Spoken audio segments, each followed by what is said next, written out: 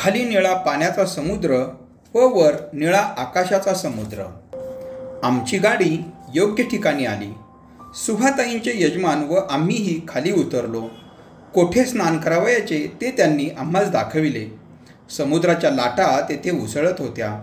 येथील वाळूही जरा लालसर आहे असे वाटत होते. येथेच लाल पाणी का बरे, असा सुभाताईंच्या यजमानास मी प्रश्न विचारला. ते म्हणाले, देवाचा चमत्कार, दुसरे काय. आई म्हणाली, येथे देवाने राक्षसास मारले असेल म्हणून हे पाणी लाल झाले. सुभाताईंचे यजमान म्हणाले, हो, तसा तर्क करावयास हरकत नाही. लंगोट लावून मी समुद्रात शिरलो. लहान लहान लाटांबरोबर मी खेळू लागलो. फार पुढे मी गेलो नाही. समुद्राचा व माझा फारसा परिचय नव्हता. आई गुडघ्याहून थोड्या जास्त पाण्यात जाऊन बसली व अंग धुवू लागली. समुद्र शेकडो हातांनी हळूच गुदगुल्या करावयास हसत हसत खेळत खिदळत येत होता.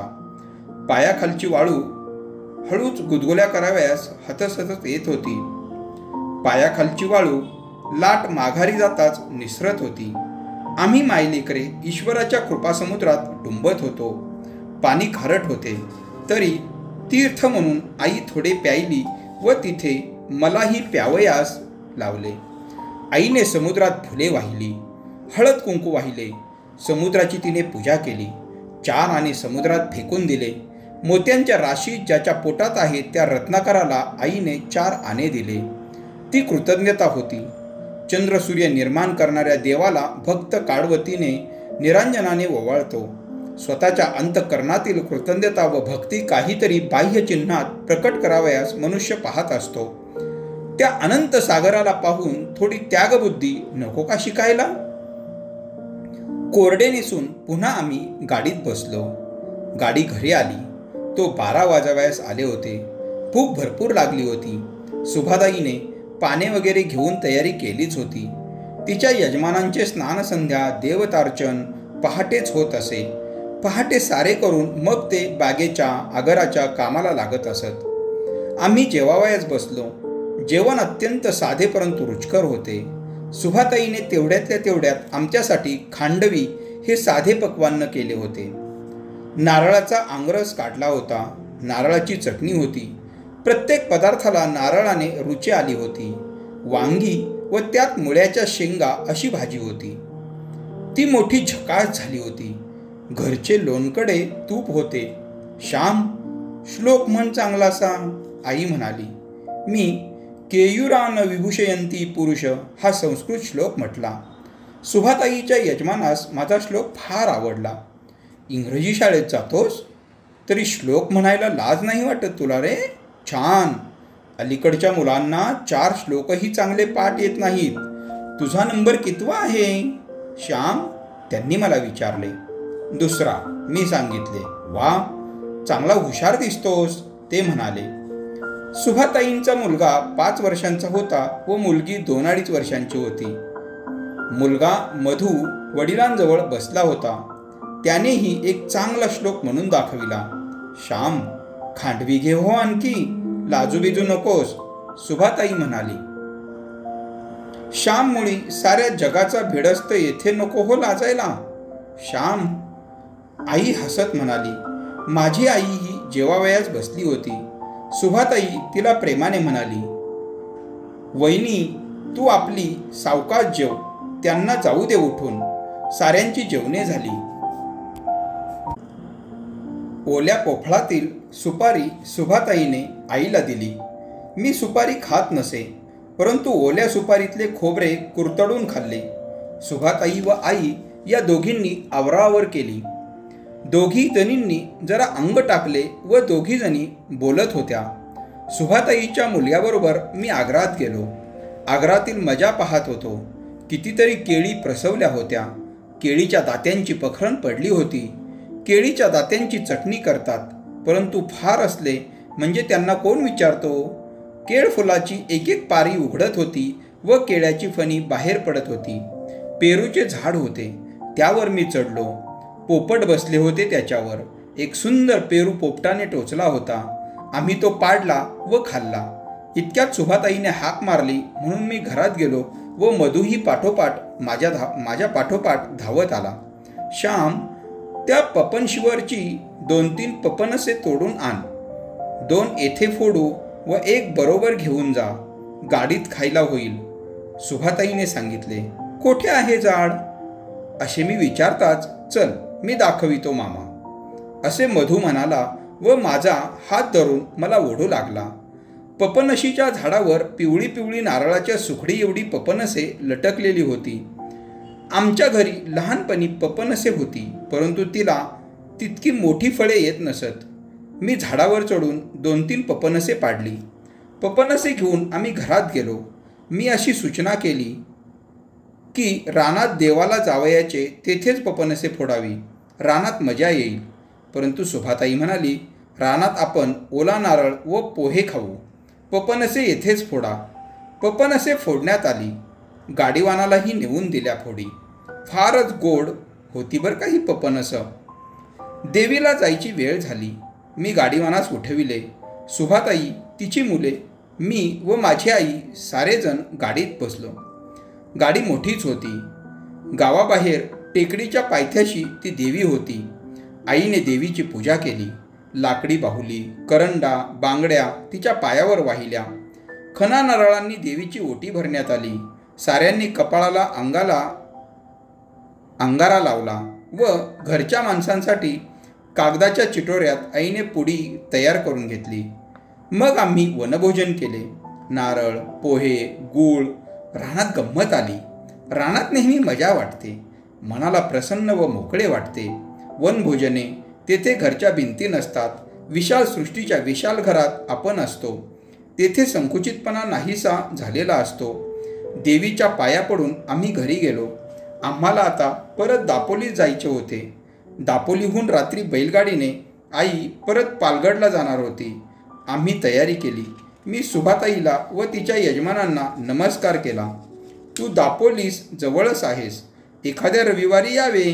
घरी पालगडास इतके लांब जायचे तर येथे येत जा. ऐकलेस ना श्याम, सुभाताई म्हणाली. तिचे यजमान म्हणाले, श्याम येत जा रे, आम्ही काही परके नाही. अरे गेल्या आल्याशिवाय ओळख तरी कशी होणार. ए हो, मी हूं म्हटले. आम्ही देवाच्या पाया पडलो. देवांना सुपारी ठेवली. सुभाताईने पोफळे, 2 शहाळी, 1 मोहाचा नारळ घरी नेण्यासाठी बरोबर बांधून दिली. पपनसेही 2 घेतली. सुभे येते हो, आई म्हणाली. आई निरोप मागू लागली. वहिनी, आता पुन्हा ग केव्हा भेटशील. सुभाताई भरल्या मनाने म्हणाली. आई म्हणाली, सुभे देवाला माहीत केव्हा भेटू. ते 12 वर्षांनी मी आज पालगड सोडून क्षणभर बाहेर पडले. जायचे तरी कोठे. येऊन जाऊन माझे 2 भाऊ पुण्या मुंबईकडे आहेत. त्यांच्याकडे गेले तर, परंतु त्यांचे संसार आहेत. त्यांना बहिणीची आठवण कोठे येत असेल एवढी. सुभे गेली 5 वर्षे सारखा हिवताप लागला आहे पाठीस. ताप आला की पडावे अंथरुणावर. घाम येऊन ताप निघाला की उठावे कामाला. घरात तरी दुसरे कोण आहे ग. गरिबाला दुखणी येऊ नयेत हो, पापच ते. जिभेला चवमुळी कशी नसतेच ती. आल्याचा तुकडा व लिंबाची फोड घेऊन कसे तरी 2 घास घशाखाली ढकलायचे. असो, देवाची इच्छा. आपण माणसे तरी काय करणार. दुसरे आला भोग, भोग भोगावा. आलेला दिवस दवडावा. हे सांगायचे तरी कोणाला. कोणाजवळ दुःख उगाळायचे. इतक्या वर्षांनी तू भेटलीस. तुझा प्रेमळ स्वभाव म्हणून बोलावेशे वाटले. माझ्या मुलीसारखीच तू. चंद्रीने तू खेळत असा. तुला न्हायला घातले आहे ग मी. तुला लहानपणी परकर शिवले आहेत. माझीच तू म्हणून बोलते. जरा दुःख हलके होते, बरे वाटते. जगात आपल्या दुःखाने दुसरा दुःखी होतो हे पाहून जरा बरे वाटते. पण मी कोणाजवळ बोलत नाही. एक देवाजवळ सांगावे, बोलावे असे म्हणता म्हणता आईच्या डोळ्यांना पाणी आले व सुभाताईनेही डोळ्यांना पदर लावला. वहिनी, आमच्या मधूच्या मुंजीत ये हो आता. वहिनी, श्याम वगैरे मोठे होतील, मग नाही हो काही कमी पडू देणार. मुले आपली तुझी चांगली आहेत बरं का ग. हीच देवाची देणगी, सुभाताई म्हणाली. आई म्हणाली, हो तेवढे सुख आहे. श्याम सुट्टीत घरी आला की माझे सारे काम करू लागतो व शाळेतही तो हुशार आहे म्हणतात. देव करील ते खरे. बरे येते हो. असे बोलल्यावर आईने सुभाताईच्या मुलांच्या हातात 1-1 रुपया दिला. आणलेला खण सुभाताईला दिला. वहिनी, रुपया कशाला ग? सुभाताई म्हणाली. राहू दे ग, मी आता पुन्हा त्यांना कधी भेटेन? सुबे, तुझी वहिनी आता श्रीमंत नाही हो, असू दे हो तो रुपया. असे म्हणून मुलांच्या पाठीवरून हात फिरवून आई निघाली. आम्ही गाडीत बसलो. मायलेकरे पुन्हा गाडीत बसली. गाडी निघाली. बैलांना परत घरी जायचे असल्यामुळे ते जलद जात होते. परंतु आता चढाव होता, येताना उतार होता. बैलांना हळूहळू जाणे प्राप्त होते. गाव सुटला व गाडी नीट रस्त्याला लागली. सायंकाळ होत होती. सारा समुद्रच तामसतीर्थ झाला होता. फार सुंदर देखावा. सूर्य अस्ताच जात होता. त्याच्याकडे डोळे पाहू शकत होते. तो आता लाल गोळा दिसत होता. समुद्र त्या दमल्या भागलेल्या सूर्याला सहस्र तरंगांनी स्नान घालावयास उत्सुक होता. सूर्य बुडाला. तो लाल गोळा समुद्रात पडला. त्यावेळेस हिरवे निळे दिसले. रात्रभर समुद्राच्या कुशीत निजून तो दुसऱ्या दिवशी परत येणार होता. दोन्हीकडे किर्र झाडी होती. मधून मधून आकाशात तारे दिसू लागले. रात्रीच्या वेळी जंगलातून जाण्यात फारच गंभीरता वाटते. रातकिडे ओरडत होते. दुरून समुद्राची गर्जना ऐकू येत होती. मायलकरे गाडीत बोलू लागली. आई, पुन्हा आपण अशी दोघे केव्हा बरे कोठे जाऊ? तुझ्याबरोबर मी कधी हिंडलो नाही. आई, तुझ्याबरोबर हिंडावे व प्रेम लुटावे असे वाटते. मी आईचा हात हातात घेऊन म्हटले. आई म्हणाली, तुम्ही मोठे व्हा व मग तुमच्या रोजगारावर मी येईन. मग मला पंढरपूर, नाशिक, काशी, द्वारका सगळीकडे हिंडून आणा. तुझे आजोबा काशीला जाऊन आले होते. हे सुद्धा नाशिक पंढरपूरला जाऊन आले आहेत. परंतु मी कोठे जाणार व कोण मला नेणार रे? अंगणातल्या तुळशीजवळच माझी काशी व माझे पंढरपूर. आपल्यात मन आहे ना, काशीस जावे नित्य वदावे, यात्रेच्या त्या पुण्या घ्यावे. जाईन जाईन म्हणत राहिल्याने गेल्याचे पुण्य लागते. अंगावर पाणी घेताना हर हर गंगे म्हणावे. विठोबा व विश्वेश्वर, गोदा व गंगा आपल्या अंगणात आपल्या घरी आहेत. गरिबासाठी ही सोय आहे बाळ. आपण कोठे जायचे हिंडायला?